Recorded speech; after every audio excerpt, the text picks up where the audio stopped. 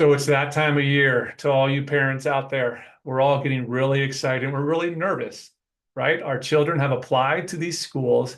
They're waiting on their replies to see, hey, where are they going to be spending the next 4 years of their life?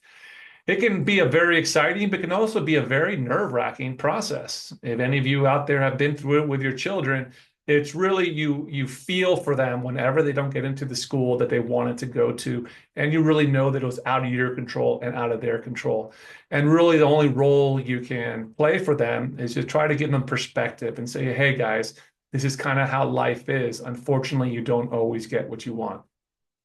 But what happens when your child gets into different colleges and you're trying to figure out which college to send them to and which one makes the most financial sense? So we see so often out there so many families that have these children that have applied to schools, and really there's been no conversation at all with the children as to what the family can afford to them, afford, what school they can afford for them to go to, how they're going to pay for that school, and what does it look like on the other end to come out of that school and have to pay off debt if that's the choice that you go. So first and foremost, all you parents out there, even if you haven't done it before and you're waiting on these applications to come back, sit down and speak with your children right away and talk to them about what you can afford to do for college. Talk to them about what you have saved. Maybe you've saved a lot. Maybe you haven't been able to save. Okay. Talk to them about going forward, of what you can be expected that you're going to be paying for them and helping them out with college.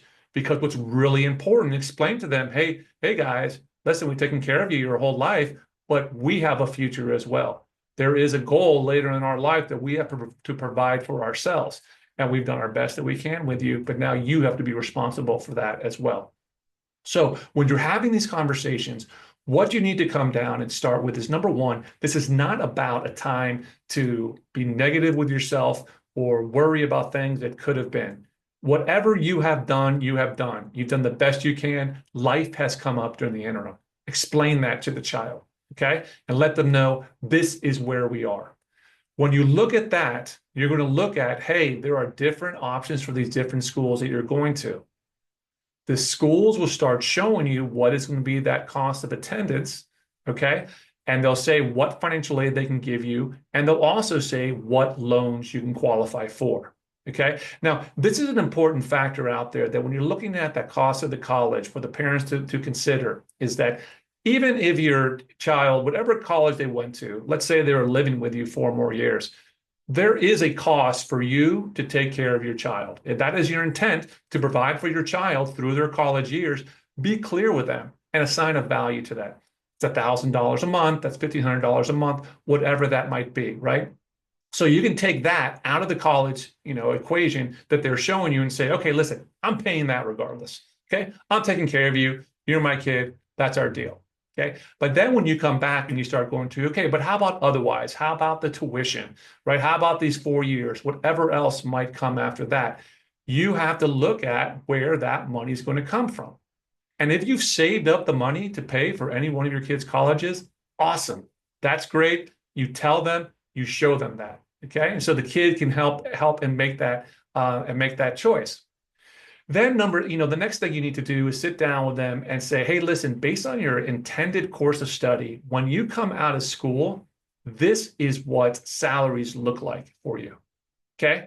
And you need to walk them through that and say, hey, if it's a $50,000 salary, when I talk with young kids, when I talk with my kids, your kids don't understand what taxes are. So you have to explain to them that if you $50,000 doesn't mean you get $50,000 into your pocket. Right? These kids, I've heard them out. Hey, who's FICA? Who's FUTA? I hate those people, right? Explain to them there's taxes and there's different sort of taxes. And explain to them also that $50,000 in Florida is very different than $50,000 in New York or Massachusetts or California, right? Where they have different taxing regimes. So you have to explain that to your kid when they come out. And so that they know as going into that, right, what it's going to cost for them when they come out of college. And maybe they'll say, hey, listen, mom and dad, you saved up this money. I'm going to go to the much less, expensive school. Can I have that money at the end for whatever it might be? Sure. Whatever it might be, but have that conversation. Now, if you go through it and it comes to the part to take debt, I can't more strongly encourage, parents not to take debt for their child's education. Okay? If you did not properly plan, so be it. But you're just doubling down on the poor planning mistakes to now take on debt that will be with you for the rest of your life. You should not do that.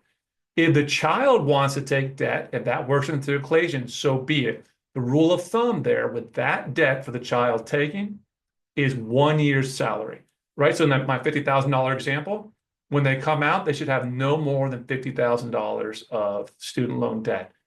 And federal loans are much more beneficial than private loans.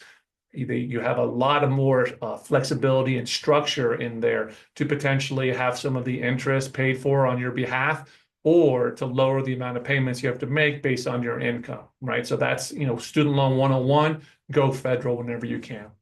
So listen, this is an exciting time. Everyone, your kids have worked very hard. You've been waiting through it. They made all the applications. Okay. But now is the time to sit down and talk to your aspiring college kid to let them know, hey, this is how the finances of this look, and these are how this decision's made, can be made to really help that once you're now analyzing all the college acceptances to see where you go.